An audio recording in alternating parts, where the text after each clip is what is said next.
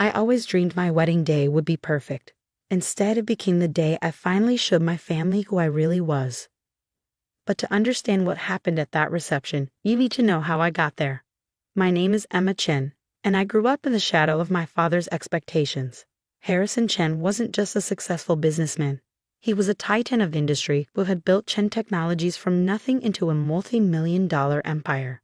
Every dinner conversation revolved around business strategies, market expansions, and the legacy he was building, a legacy I was apparently never good enough to be part of. "Business is in our blood," he would say, looking proudly at my older brother Marcus.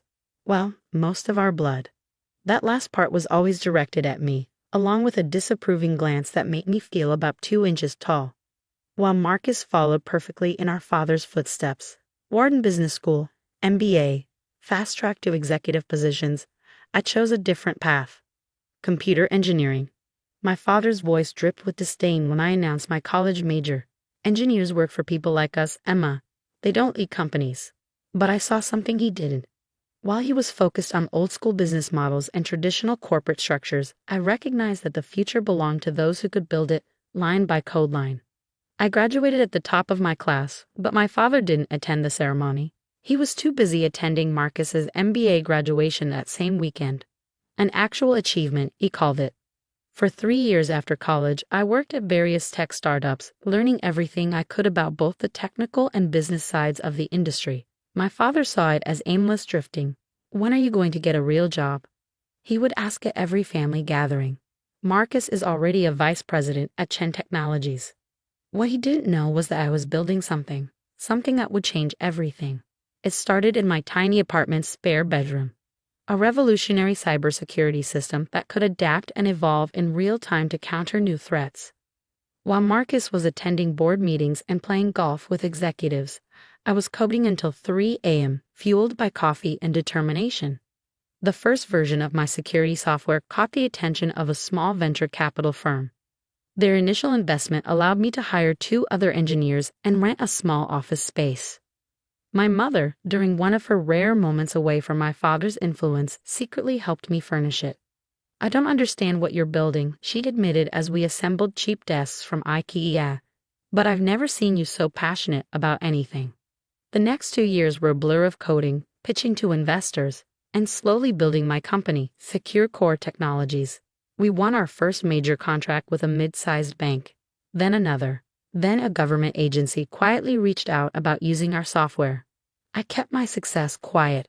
At family dinners, I still played the role of the underachieving daughter. When my father bragged about Marcus's latest accomplishment, I would smile and push food around my plate.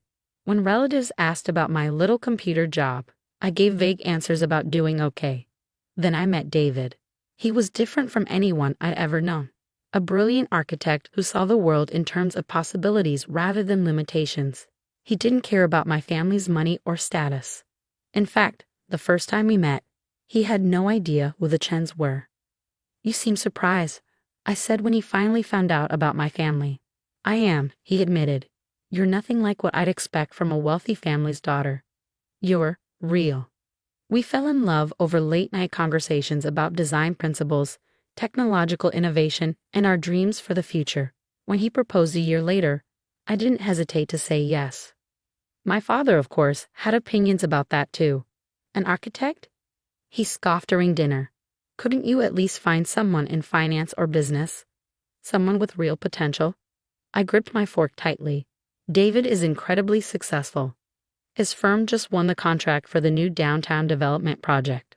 A glorified construction worker, my father waved dismissively. "At least Marcus's wife comes from a good family. Her father's company is listed on the NYSE."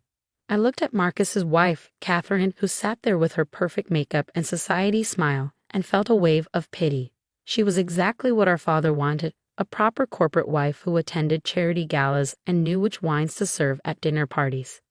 The wedding planning became a battlefield. My father insisted on turning it into a networking event, inviting business associates and potential clients. My mother tried to mediate but ultimately deferred to him, as she always did. Even Marcus pulled me aside one day at the office. "Just let Dad have his way," he advised. "You know how he gets. Besides, it's not like you're paying for it." But I was. Every cent of my wedding was being paid for by SecureCore's profits. Not that anyone knew that. What they also didn't know was that SecureCore had just gone public in a quiet but incredibly successful IPO. My ownership stake was worth $89 million, and that wasn't even the biggest secret I was keeping. 3 months before the wedding, I discovered something interesting during the routine security audit. Chen Technologies, my father's precious company, had serious vulnerabilities in their cybersecurity infrastructure, the kind of vulnerabilities that my software was designed to prevent. I could have warned them. Instead, I waited and watched through my networks as multiple small breaches occurred. Nothing damaging, I made sure of that, but enough to send their stock price dropping and create panic among the board members. Then, through a series of shell companies, I began buying shares. Lots of shares. The week before my wedding, I owned 22% of Chen Technologies. My father had no idea that his disappointing daughter was now one of his company's largest shareholders.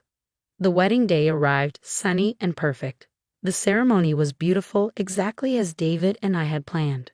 But I knew the real show would be at the reception, when my father would give his toast. I sat at the head table, holding David's hand under the white tablecloth, watching my father stand up with his champagne glass.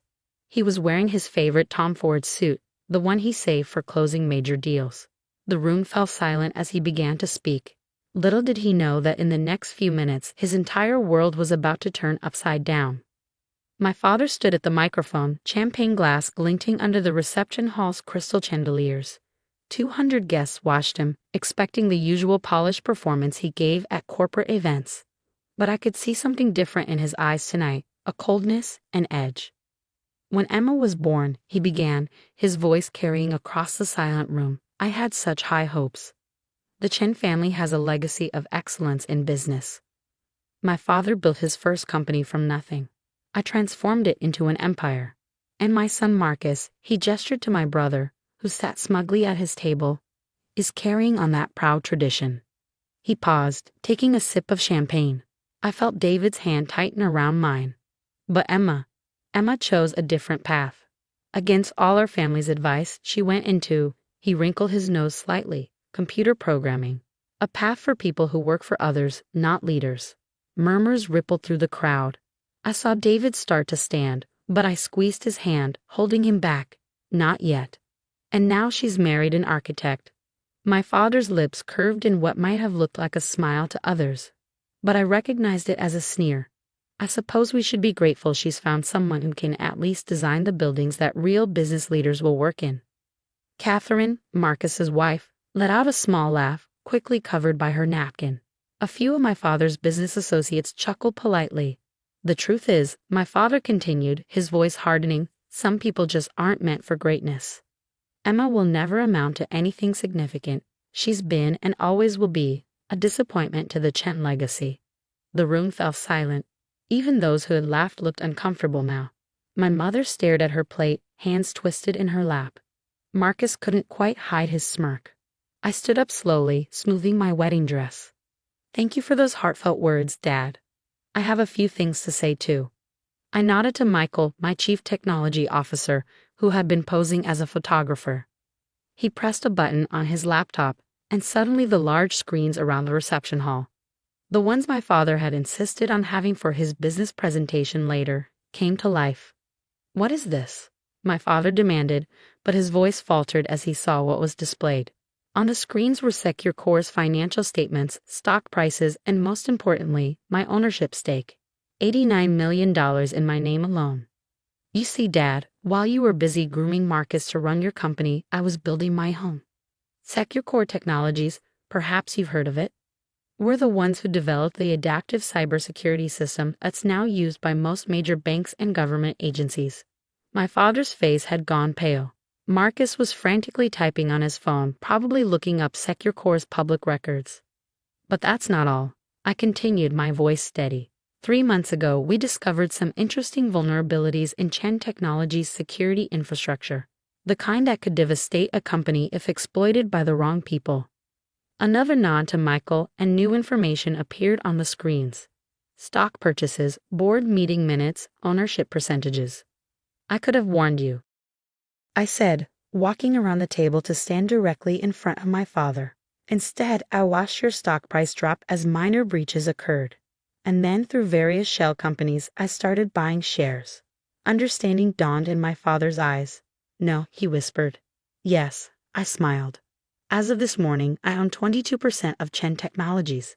And tomorrow when the market opens, I'll own even more because tonight, several board members will announce their retirement. Board members who, coincidentally, have all agreed to sell their shares to me. Marcus stood up so quickly he knocked over his champagne. You can't do this. Dad, she can't do this. Actually, I can. And I have. I turned to address the shocked guests. Ladies and gentlemen, I'm pleased to announce that effective tomorrow, Secure Core Technologies will begin a merger with Chen Technologies. We'll be implementing our superior security systems, modernizing their outdated infrastructure, and bringing the company into the 21st century. My father finally found his voice. You planned this. You planned all of this. I learned from the best, Dad. Isn't this what you always taught us? Identify weaknesses, seize opportunities, never show your hand until you're ready to win. The room erupted in chaos. Business reporters who had come to cover the society wedding of the year were suddenly scrambling to report on the biggest tech merger story instead. My father's face had turned an alarming shade of red, while Marcus looked like he might faint. I walked back to David, who was beaming with pride. He knew everything, of course. Had known for months.